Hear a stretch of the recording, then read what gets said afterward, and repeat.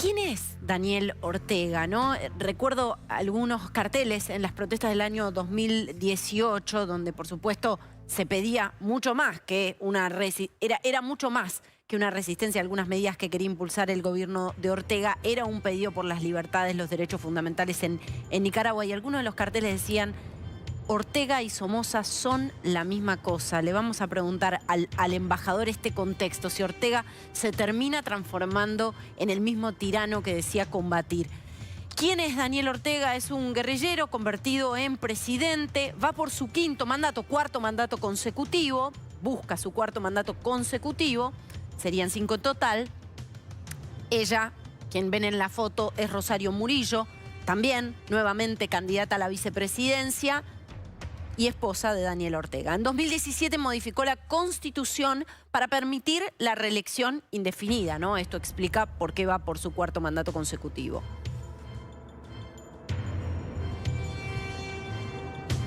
Su gobierno detuvo a casi 40 opositores sin pruebas y se acumulan muchísimos presos políticos si se contabiliza desde el año 2018. Rosario Murillo, como les decía, su esposa, es su candidata a vicepresidenta. Ahora, embajador von Rusch, también nos preguntamos en este contexto qué rol puede tener la comunidad internacional, qué rol puede tener la región en rechazar las elecciones mañana. Probablemente lo haga la administración norteamericana y también se traduzca en sanciones o en la salida de Nicaragua del CAFTA, que es el Tratado de Libre Comercio entre Estados Unidos y los países del Caribe.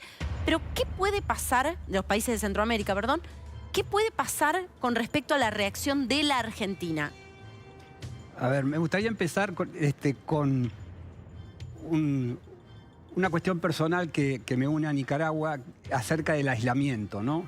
Que por ahí va el tema, ¿no? Yo aprendí a estar confinado antes de la pandemia, en confinamiento, un año entero en Managua, justamente por la explosión que hubo, que hacía imposible circular por las calles por la violencia que existía. O sea que con mi señora hemos mantenido durante un año, dentro de la residencia, nos hemos mantenido como todos los demás colegas diplomáticos por la situación de crisis y violencia que se vivía en las calles, de un lado y del otro.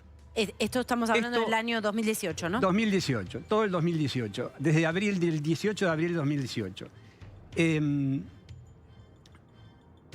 Ese aislamiento vivido, ahora lo trasladamos al gobierno de Nicaragua. ¿Qué va a pasar con un gobierno que se aísla de la comunidad internacional cada vez más? La Unión Europea, Estados Unidos, la Secretaría General de la Organización de Estados Americanos han dicho de que no van a reconocer al gobierno por ilegítimo, por falta de credibilidad de estas elecciones. ¿Qué le queda entonces a los demás? O aceptar a ese gobierno, o la tercera alternativa, no decir nada. En este sentido, son las tres. ¿Cuál es la alternativa para el gobierno argentino?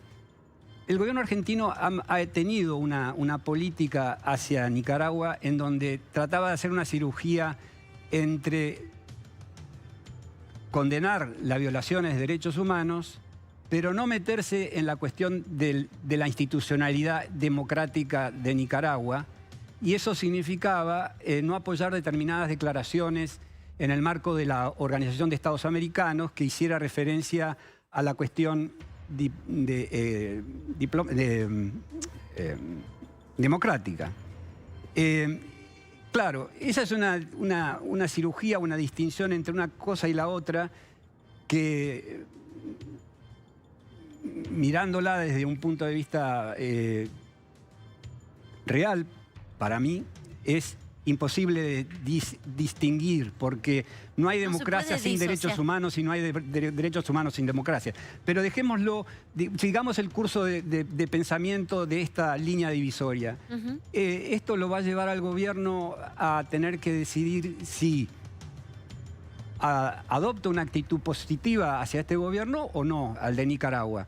Yo creo que va a optar, se puede ver un silencio en donde ese silencio lleve a que el día que asuma el presidente Ortega no se concurra al acto celebratorio. También puede llevar a que no se le envíe nota de felicitación, o a que se le envíe una nota haciéndole específicos señalamientos de las cosas que realmente incumple. Yo creo que va por ahí.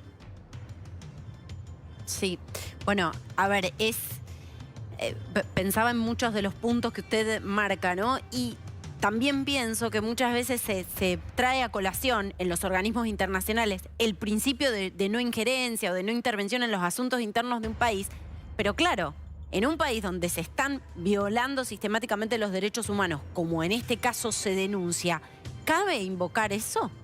La cuestión de la injerencia y de la soberanía de un país hay que mirarlo en la evolución del derecho y de la comunidad internacional. ¿Cómo evoluciona la comunidad internacional? Yo creo que estamos bastante más avanzados que esa cuestión de la absolutez de la soberanía, inclusive por las tecnologías, inclusive por la globalización. O sea, más allá de todos esos elementos que están ya encima de la carpeta de cualquier toma de decisiones,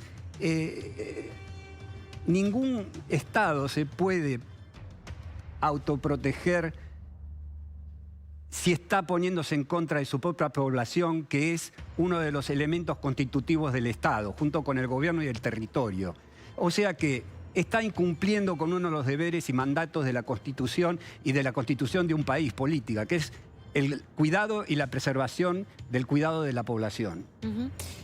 Embajador von Rusch, si usted tuviera que decir o resumir en una frase, ¿qué es hoy Nicaragua? ¿Cómo lo tipificaría?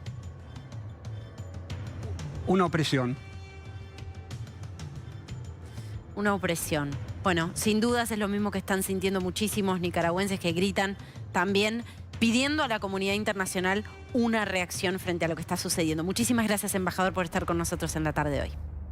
Gracias a usted.